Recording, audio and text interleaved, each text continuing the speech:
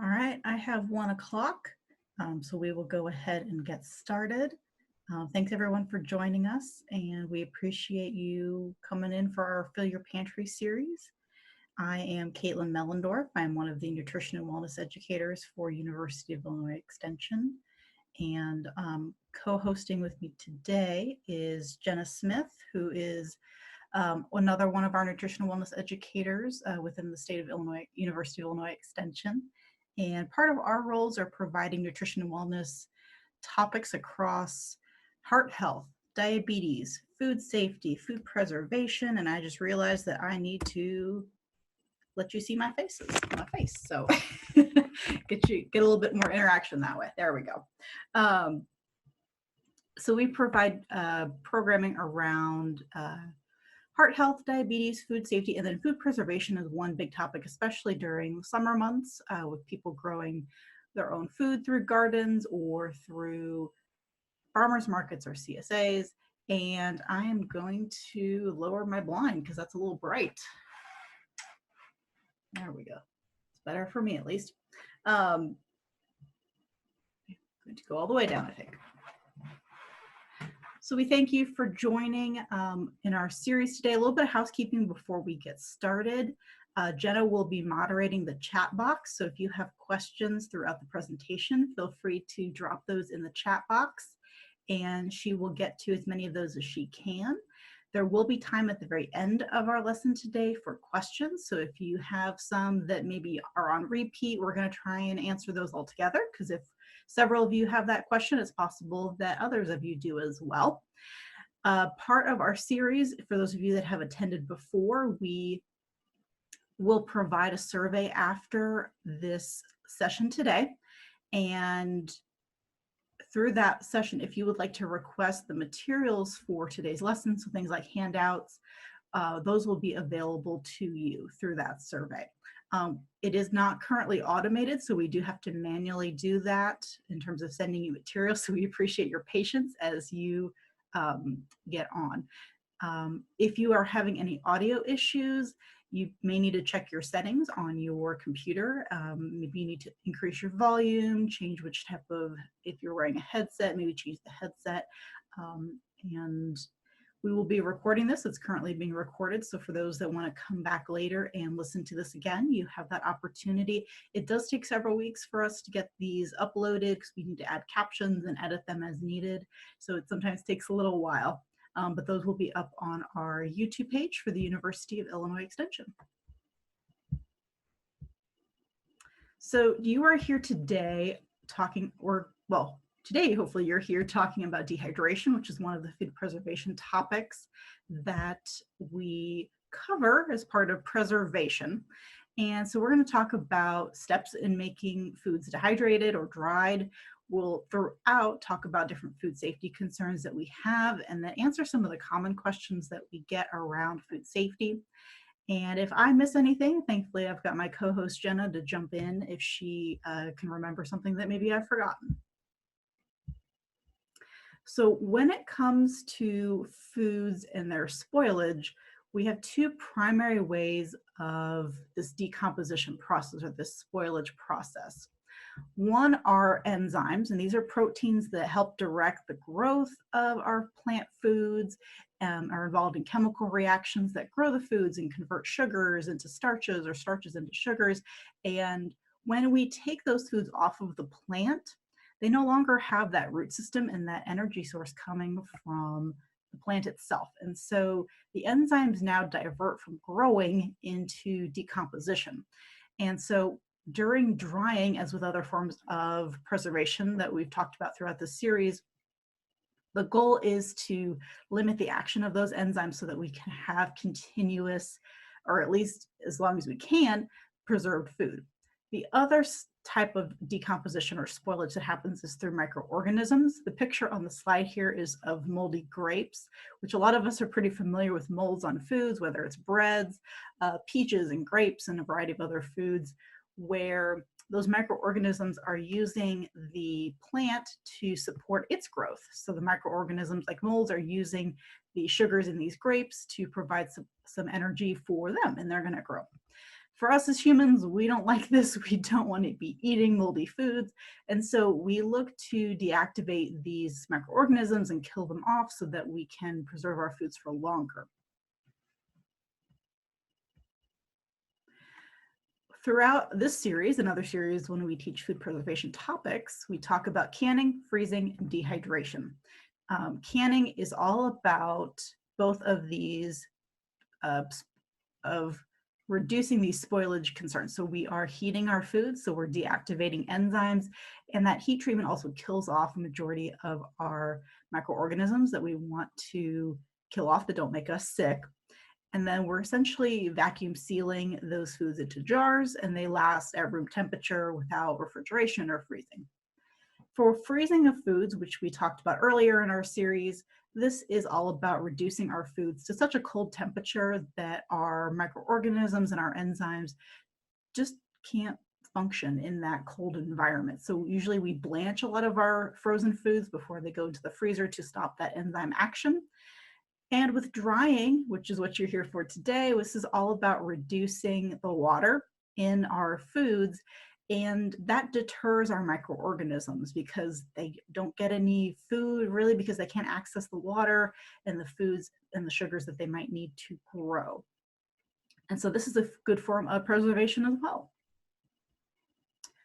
When you are in your kitchen working with drying, we want to remind you about personal hygiene. So right now we are very much into washing hands, as we always recommend, but I think a lot of us are more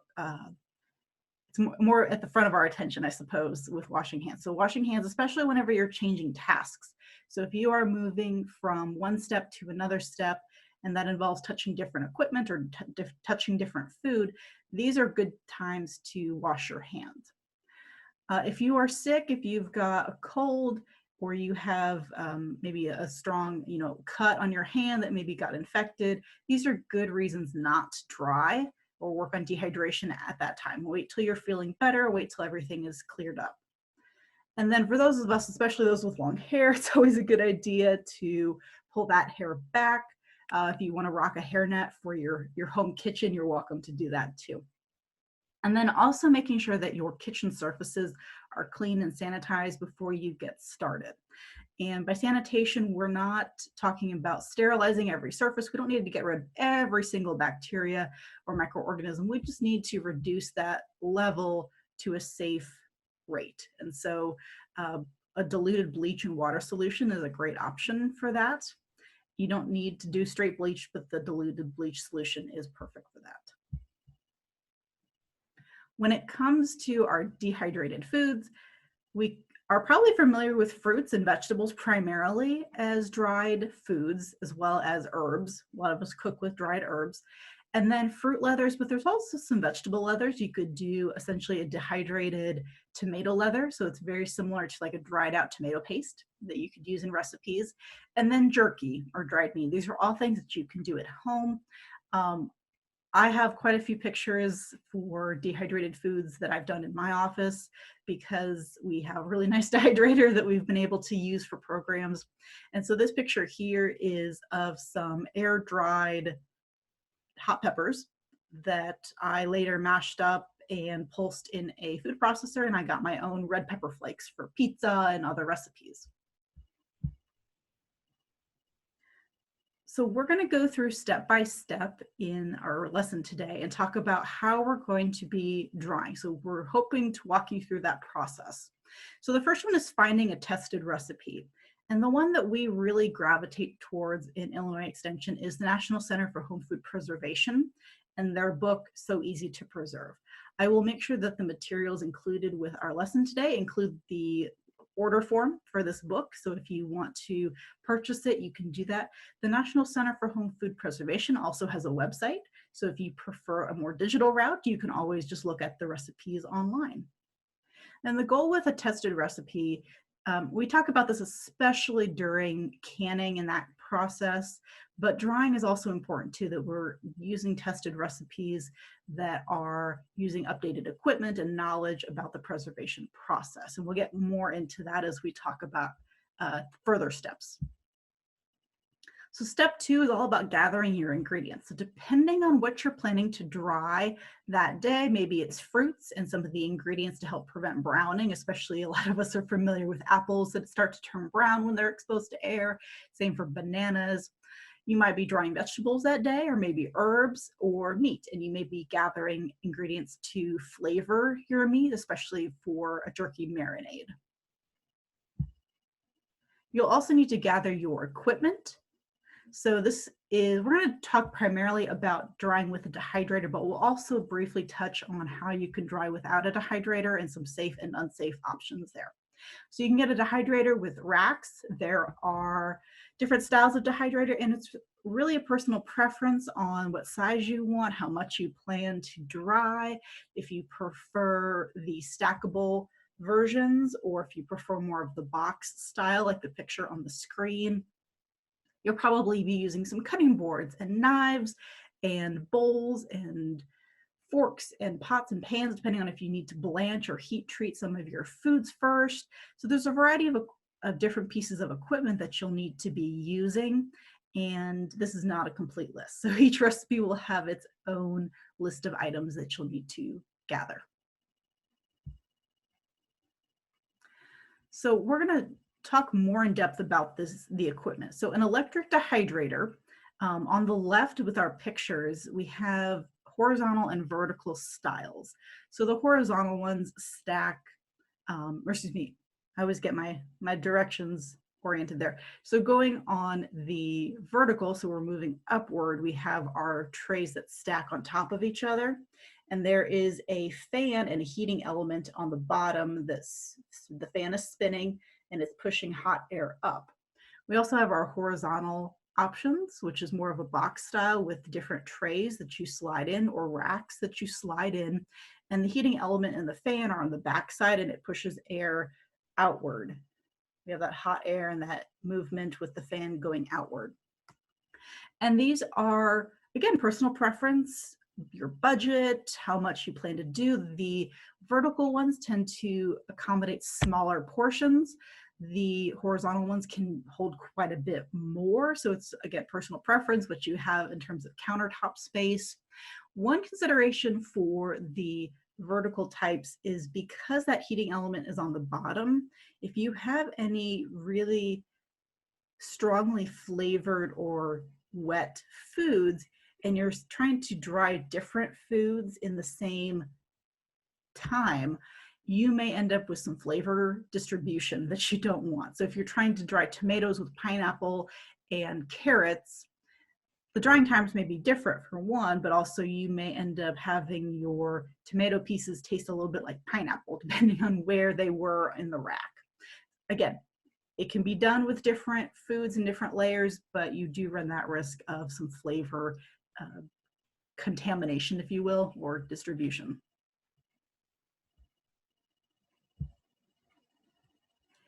If you don't want to buy a dehydrator or you're just kind of touching your toe into the water for drying foods, you can also use an oven or a microwave, which a lot of households have. The oven option is not a particularly energy efficient model because you are having to take about 2 to 3 times longer to dry than if you purchase the dehydrator. So with your oven, a couple things to check. Make sure that your oven will reach low enough to 140 degrees Fahrenheit. Not all ovens will do this, and if yours doesn't, try a keep warm function on your oven and throw in an oven thermometer, see if it reaches that low. If it doesn't reach that low, if it's sitting in maybe 160, I think my oven goes to 170 is its low point. What your food ends up doing is cooking and not drying, and so you don't get that preserved product. Also with your oven, you'll be leaving the door open a few inches, and if you have a fan available, you can put that fan near the oven and that will help circulate more air and help in that dehydration process. You can also use a microwave oven as one option. This is best suited to herbs and leafy vegetables. And what you're doing is adding your herbs, I'll use herbs as an example, to a plate with a couple of paper towels, and you're microwaving for a few minutes and then checking to see if those herbs have gotten brittle, or if they haven't, then you're going to microwave them continuously for about 30 seconds at a time. And again, you're coming back very regularly to check if those herbs have gotten crispy enough, and depending on what size you want, then you're able to crumble them into those smaller pieces. This can give a kind of a cooked taste to your herbs depending on your microwave. Again, it's practice, it's trial and error. See if you like that for your herbs, and if you don't, maybe try it in a dehydrator, or another option we'll talk about is air drying. So air drying works really well also for herbs, and then for hot peppers. So that picture I showed earlier of hot peppers, these are both really good candidates for air drying. And what air drying is you're bundling your foods, your herbs or your hot peppers, and grabbing some twine, some string, and bundling on the stems. There are some ways with the hot peppers to almost create a huge bundle of them, depending on how many you have, but you're stringing them up, and preferably you're going to cover them with some type of perforated paper bag. You can cut some holes in it to allow that air to circulate a little bit better. And you're just letting them hang. You can do this inside or outside, but if it's outside, you may need to check the humidity. We'll talk about outdoor drying in a little bit too. So these work really well indoors. Put them in a nice place that's in low humidity. The contamination the paper bags help prevent contamination from any bugs, especially if you're doing this outdoors. But even indoors, we have a lot of dust flying around our houses, so this helps limit the dust exposure for our herbs or our hot peppers.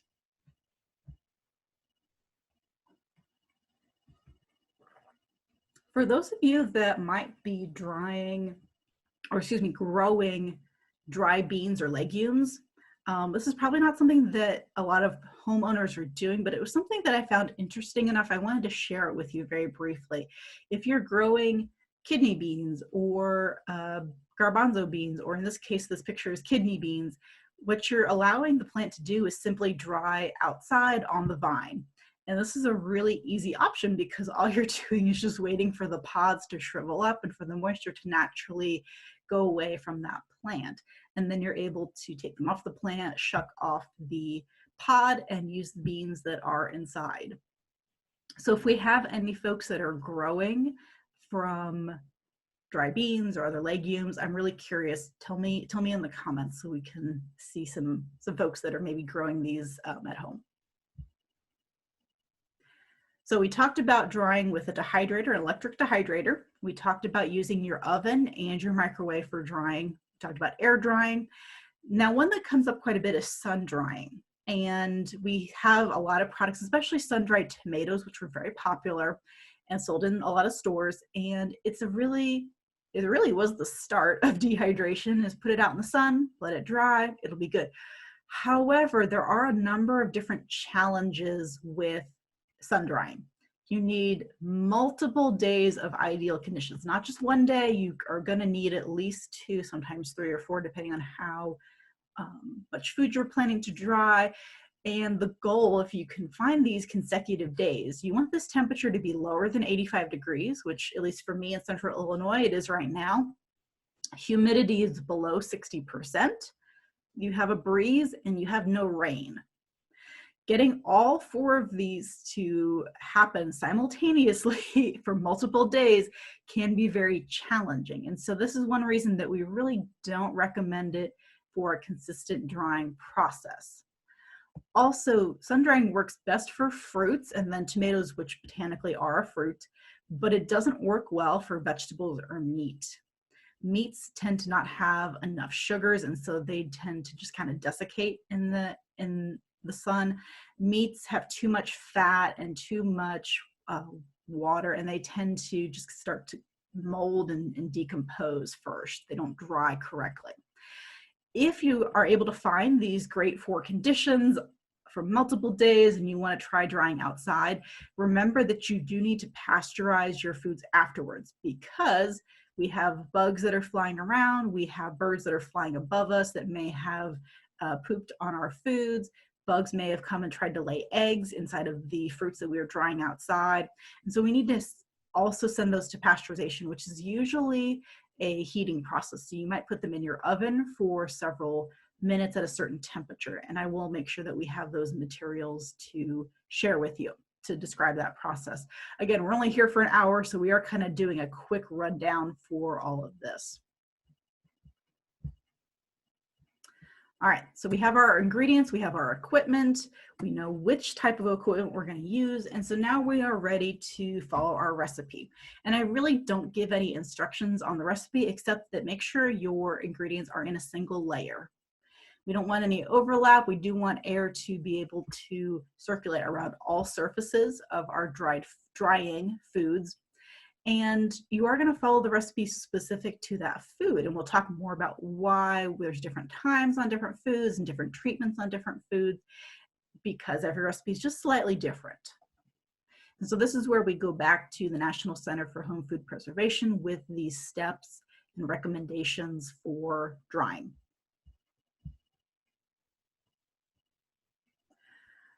Once your foods are drying and getting close to being dried, now you're able to test if they are dry enough.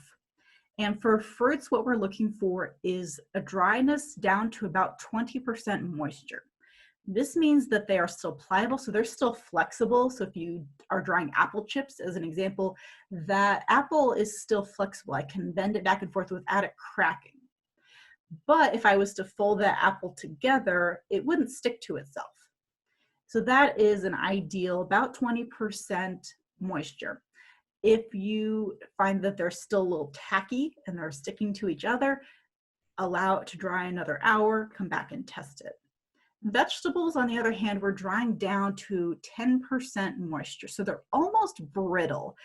So there's one explanation in the National Center for Home Food Preservation that if you were to hit it with a hammer, it would probably shatter. So on the pictures here, so I have some carrots that I was doing for a dried soup recipe for a project several years ago. And this recipe calls for blanching the carrots, which we'll talk about blanching later. And then you can see how much they shrink up. And they are very, very hard to the touch. And that is what we want out of our vegetables. We are really making sure that they have removed that moisture. They're very brittle. But when we go back to, in my example, at least for soup, the broth or the water or whatever liquid you're adding back to that soup mix will rehydrate those carrots. Now, they're not going to look exactly like the carrots that they started as, but they're going to still be a good carrot flavor.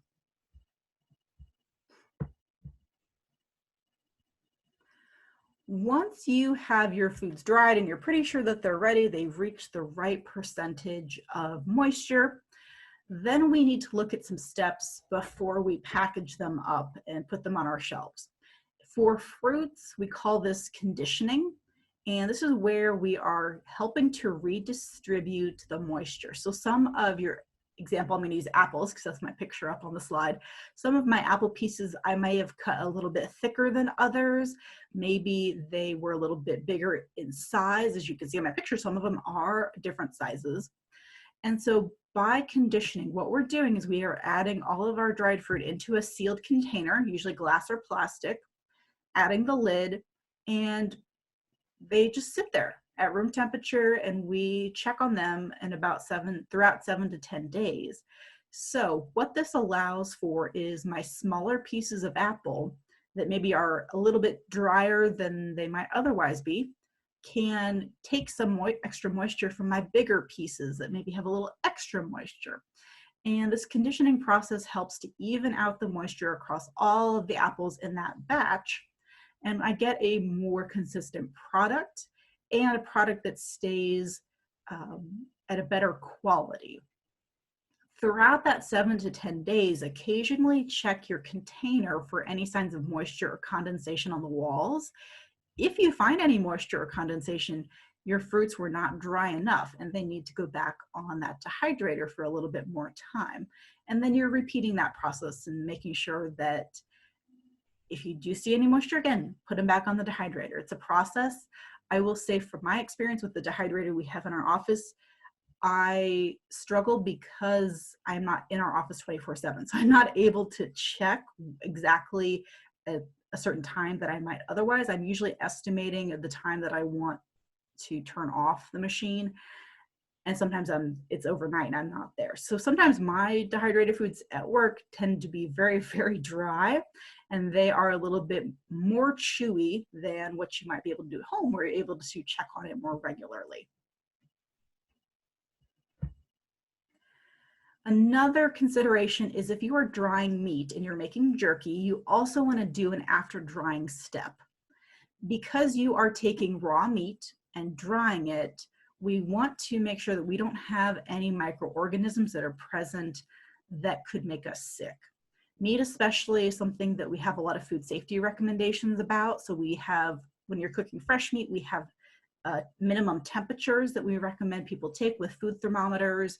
We have steps around being food safe, of washing hands and not cross-contaminating surfaces between raw and cooked meats, or raw meats and ready-to-eat foods, like if you're making burgers and you're doing maybe a coleslaw to go on top of your burger. We don't want that contamination.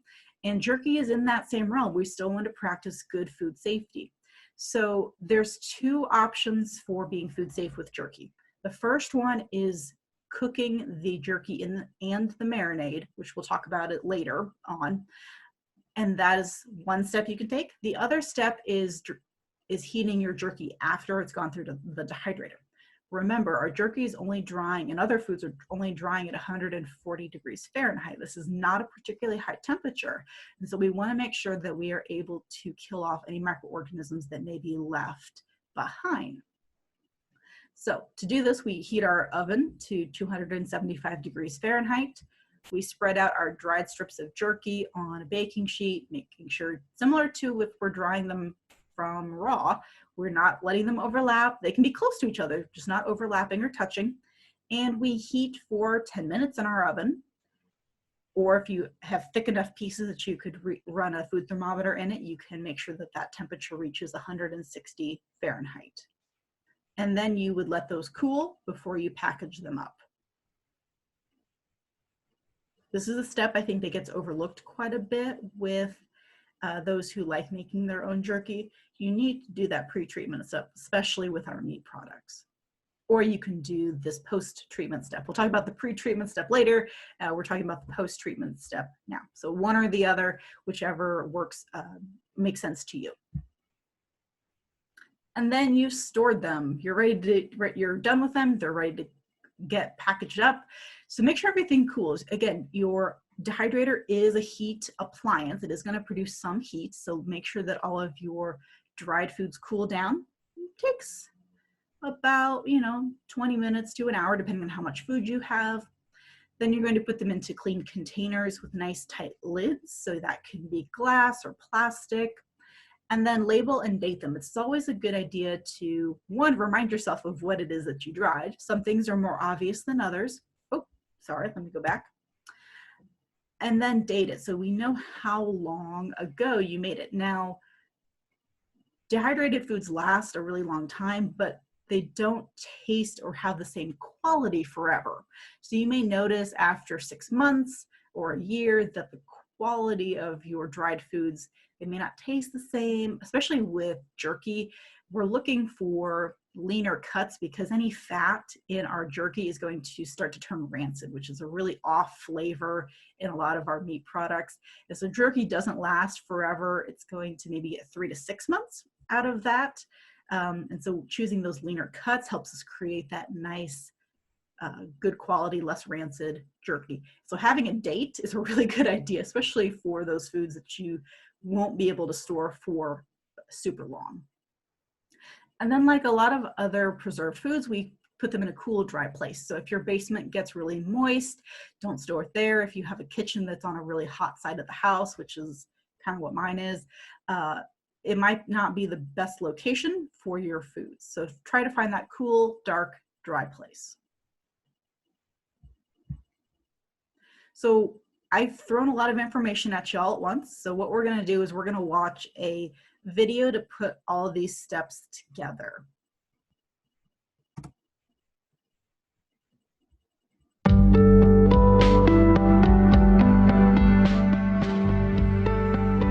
I'm Kate McCarty, Food Preservation Program Aide at University of Maine Cooperative Extension. Dehydrating or drying fruit is a great way to create your own snacks at home while controlling the amount of added sugar. Take advantage of local or homegrown fruit and preserve them using an electric dehydrator. Solar dehydrating is not recommended in Maine because of our high humidity levels and low nighttime temperatures. To dehydrate fruit, you'll need an electric dehydrator, a cutting board, a knife, and a peeler. Materials to store dry fruit in need to be airtight and made of plastic or glass. Rinse fruit and peel as needed, then slice into equal-sized pieces. To dry whole fruits, like berries, dip into boiling water for 15 to 30 seconds or until the skin split. Spread fruit pieces on dehydrator trays, making sure to avoid overlap. Dehydrate at 140 degrees Fahrenheit until dry. Fruit pieces are dry when they are still flexible, but do not stick to themselves when folded in half. This can take anywhere from 12 to 36 hours, depending on the types of fruit you're drying and how thick the pieces are. Dry fruit thoroughly to avoid spoilage. You can also create a low-sugar fruit leather by blending fruit like berries with applesauce as a healthy alternative to store-bought fruit snacks. To store your dried fruit, pack it into an airtight plastic or glass container and store in a cool, dark, dry place. To learn more about dehydrating food, visit University of Maine Cooperative Extension's website.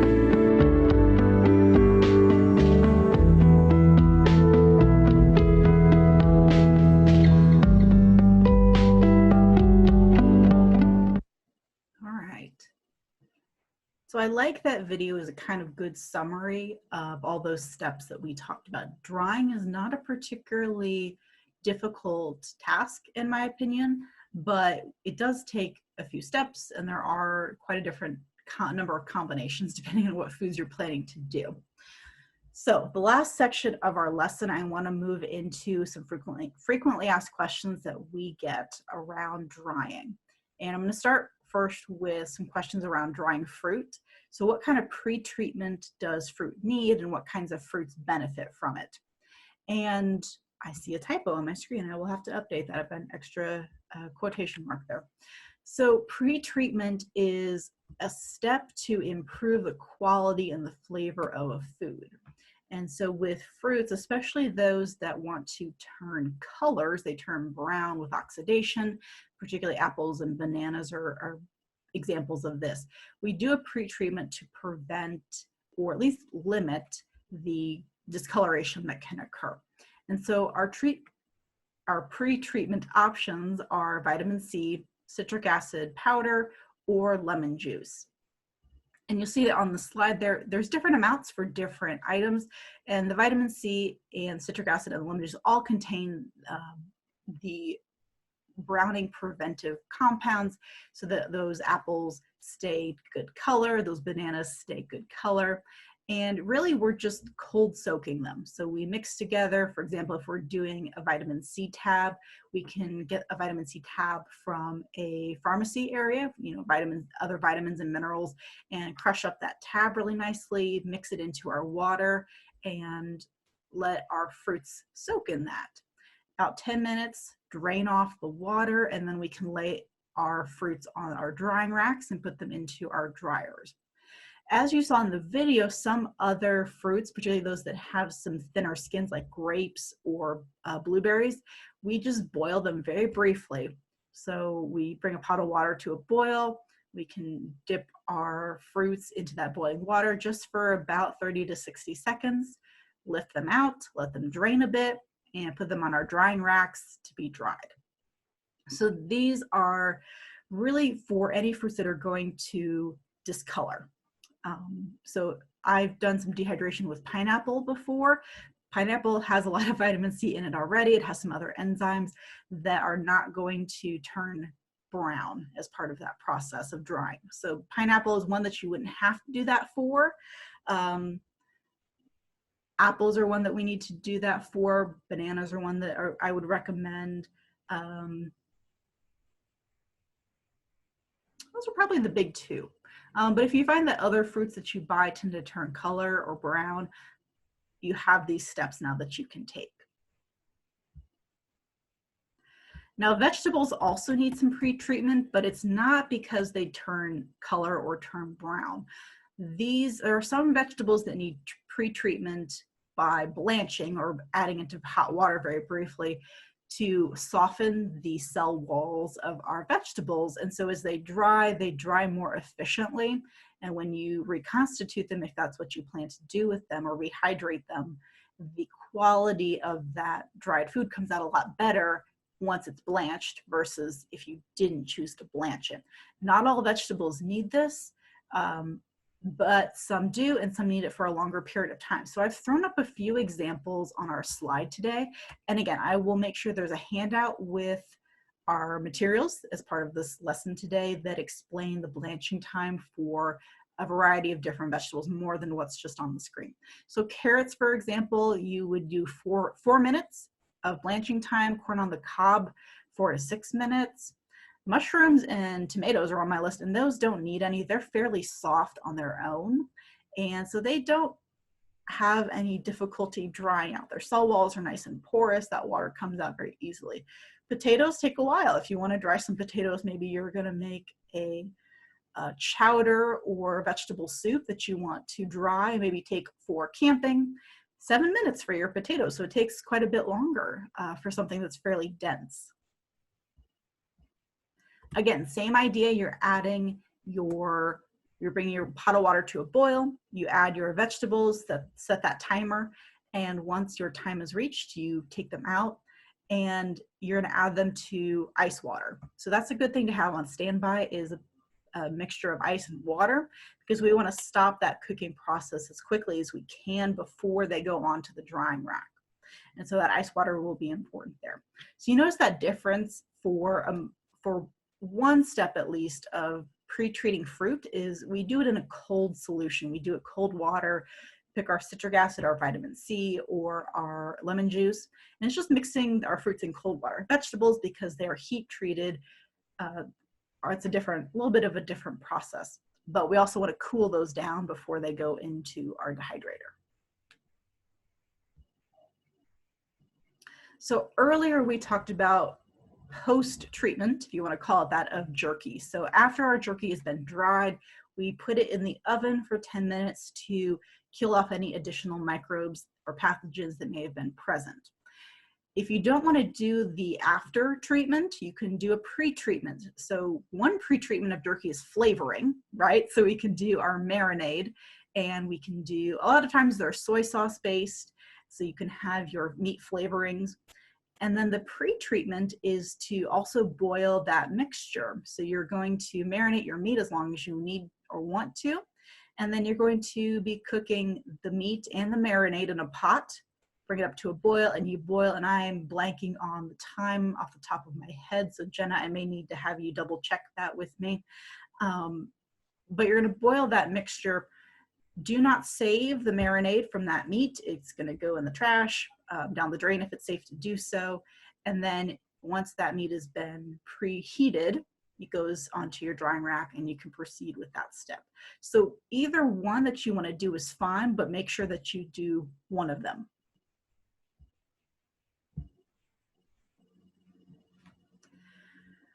When it comes to rehydrating foods, some dried foods we just enjoy on their own. So if we're going to make apple chips or banana chips, those we tend to enjoy just on their own. It's a good snack. They're kind of crunchy and soft. But some foods we do want to rehydrate. So if we're making a fruit compote, or we are wanting to use sun-dried tomatoes in a pasta recipe, we may want to rehydrate those. And there are some ways that we can do that too. And it's very similar to the pre-treatment steps for our fruits and vegetables. The temperatures here ring true to the pre-treatment. So for rehydrating fruits, we do this in room temperature liquid. And for rehydrating dried vegetables, we do this in hot or boiling water. And the times also vary. So if you'll notice on the chart here, again, this is a short list. I'm not going to give everything here on the slides. I'll make sure that we have a handout that goes with this. So for every cup of water we can do, or excuse me, per every 1 cup of dried food, you would add a certain amount of water, and the soaking time will vary. So if you are doing apples and you want to rehydrate apples, it's going to be about half an hour. If you want to rehydrate carrots, it may take an hour to do that. And some foods do well being added directly to that liquid. So if you are planning to do some soups or some recipes that are going to be cooked for a while, you can go ahead and add those dried foods directly to your pot, and they will rehydrate in the liquid in that recipe. So that's another nice option as well. Okay. So that brings us to some basics of dehydration. So we're going to spend some time answering questions. I know Jenna's probably been doing a fabulous job with that. I haven't been able to watch the chat box. But as a reminder, moving into July now for our series, we're going to move more into specifics of food. So next week is about canning jams and jellies, and we're going to move into, I believe it's pickles, tomatoes, and there's another food that I'm forgetting. But we have a variety of more food-specific items. If you're curious about, oh, apples, that's what it was. We were going to have a lesson about preserving apples. And we have that series more specific food-based. So if you want to come join us for those, you are welcome to. All right. So, okay, good job. Tell me what we got. Okay, very good. So we got a lot of questions. We've got a lot of great listeners here with some really good questions. So we've got about, let's see, 20 minutes. So we're going to get it through as many as we can. And if we don't get your question, we will try to email those questions and answers out. So the first one then is, what about convection air dryers, such as like an air fryer, for example? Is that something you can dehydrate in? That is a good question. I don't know that I've ever seen instructions on using something like an air fryer to dry in. I may pick your brain on this one too, Jenna. What have you heard? That is a really good question as well. I will have to look it up to see if there is that capability. Certainly, there could possibly be in terms of which maybe air fryer or other type of convection oven or, appliance that you might have. So the best thing to do is definitely check out the manufacturer's, company and just kind of see if they have directions for that. So, but yeah, I will certainly look. We will move on to the next question. It says, I'm using either the oven's dehydrator setting or the microwave's setting. Please include these methods in addition to the dedicated dehydrators. Again, Caitlin, you may want to speak to that it's important, of course, as everybody has different ovens and different microwaves that are going to kind of maybe dry foods differently. So I would just say for that to also make sure that you're checking your manufacturer's instructions on how to do that, and that those are the instructions, I guess, that you are using. Anything more on that though, Caitlin, that you would add? Yeah, that's a great point, because you're right. Every oven has different settings. So I don't think that my oven has a dehydrator option. I would just have to make sure that my oven goes as low as 140, which I don't believe it does. But also that microwaves do come in different wattages, especially if you have, I know I lived in an apartment with a microwave from the 1990s. So the wattages are certainly very different throughout the history of microwaves. So do double check and maybe start slow. If you want to dry in your microwave, start slow, maybe try it on a minute or two at a time, and then go down to your 20 or 30 seconds. Because yeah, it will vary, and it would just be so disappointing to have your herbs come out and just be, burnt. Yes, it would.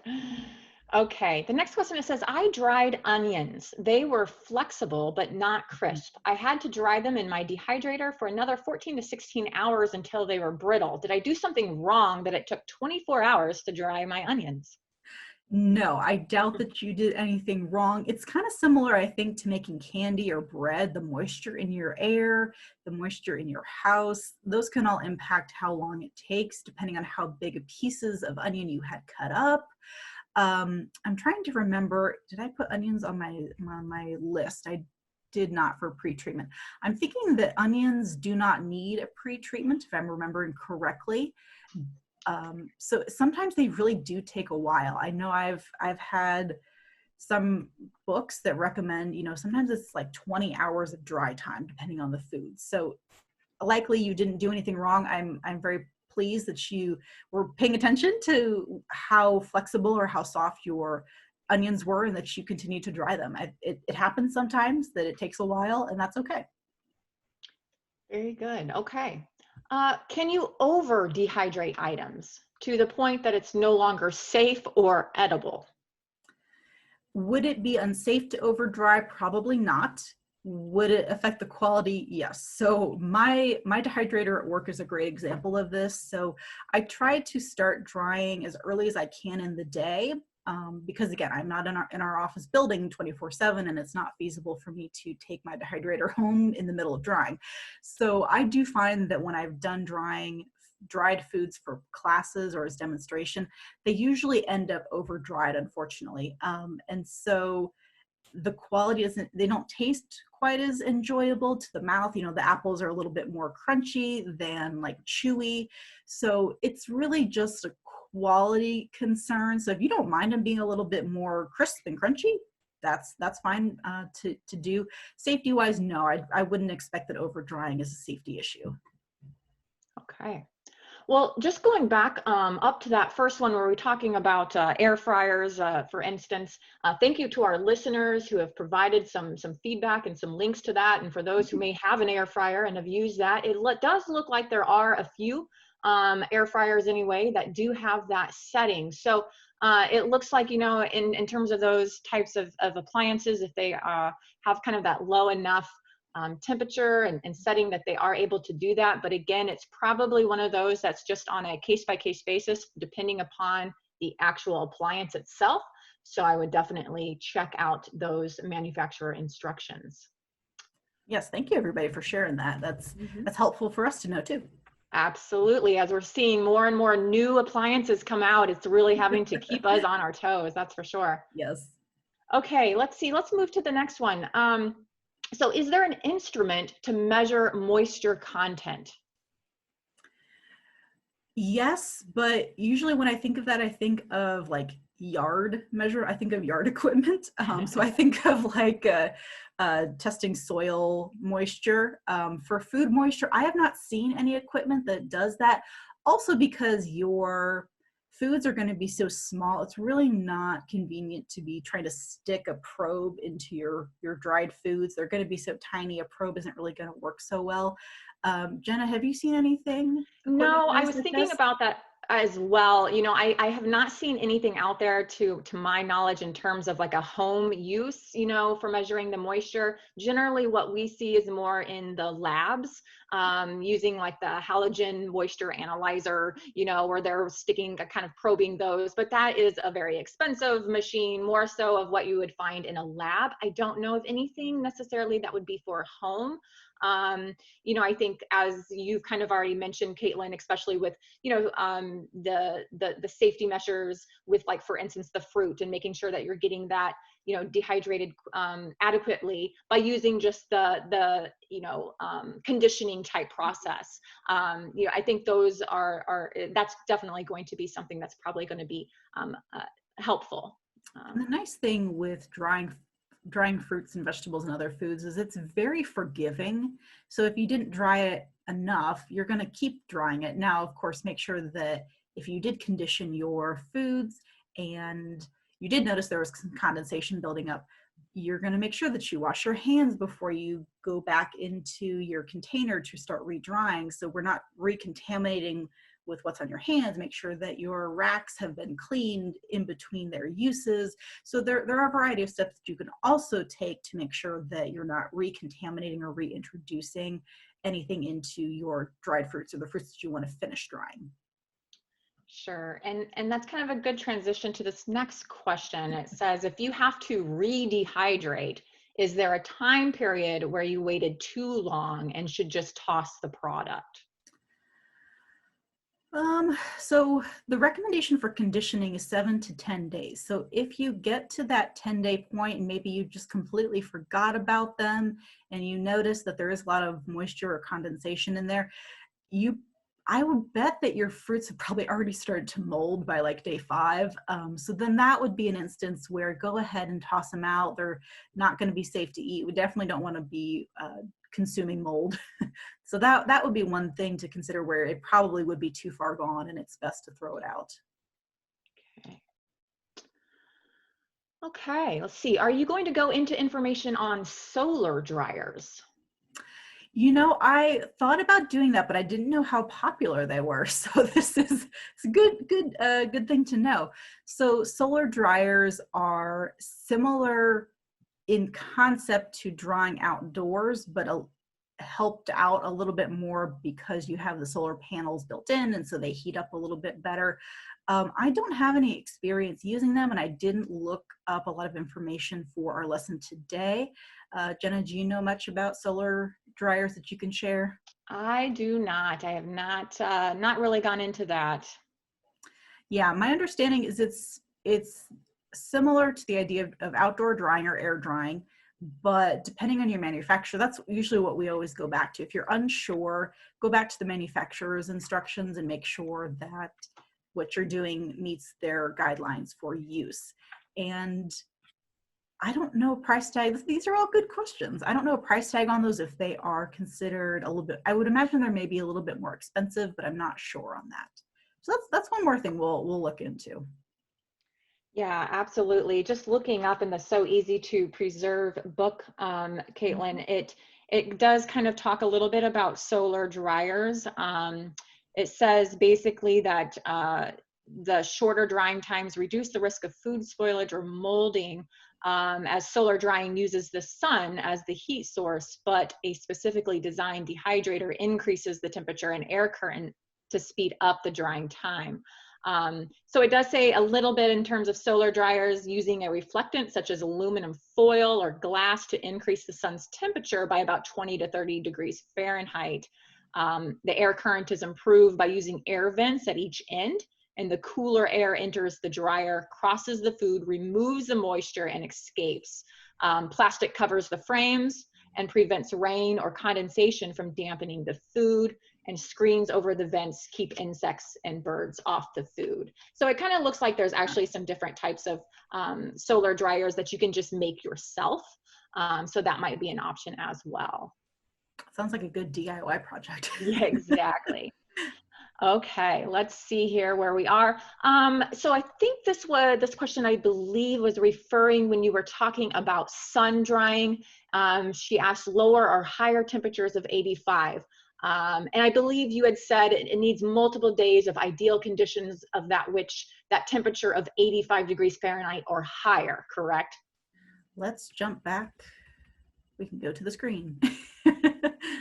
Make sure we double check. Yes, 85 degrees Fahrenheit and higher, or higher. So we are looking at much, very, very typical summer days. The Midwest is not usually consistent that way. We tend to not have multiple days of that until maybe later in summer. Whereas in the southern part of the country, you may have these much more regularly than we do in the Midwest. But from my understanding, your humidity is usually a lot higher. So outdoor drying is really challenging depending on where you live in the country, because you seem to get places that rain all the time. And so that's a factor that prevents outdoor drying. You have places that don't get hot enough, so that prevents outdoor drying. So it can be done, but hopefully your weatherman or weather person is pretty on target with their weather forecasts. Good point. Okay, where do you get the vitamin C and citric acid that's needed for pre-treatment of fruit? Is the vitamin C in liquid form, or how is that? So your grocery store may have a section that's devoted to canning products, and some of your sections may have fruit preservers, which is a product that you can use. It's usually a combination of citric acid powder and vitamin C. Fruit Fresh is one brand. There may be some other brands. So that would be a powdered version, and you would mix it into water and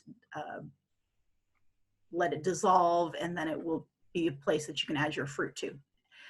The other option would be to, especially vitamin C, you can go to the pharmacy section of your local pharmacy or your grocery store if they have a pharmacy section and get some tabbed vitamin C. And you can get I've used my food processor before, honestly, and I put it in my food processor and I just break it up until it becomes powdery. Or if you can find pre-powdered vitamin C, you could do that. Citric acid powder, I'm trying to remember, it's usually in the food or the canning section of my stores. The lemon juice is something that's on most grocery store shelves. If you have, for the tablets, if you have a mortar and pestle or a nice strong, even like a coffee grinder, if you wanted to clean it out a little bit so it didn't smell or give any off flavors of coffee, that would be a great option to create that powder from the tablet.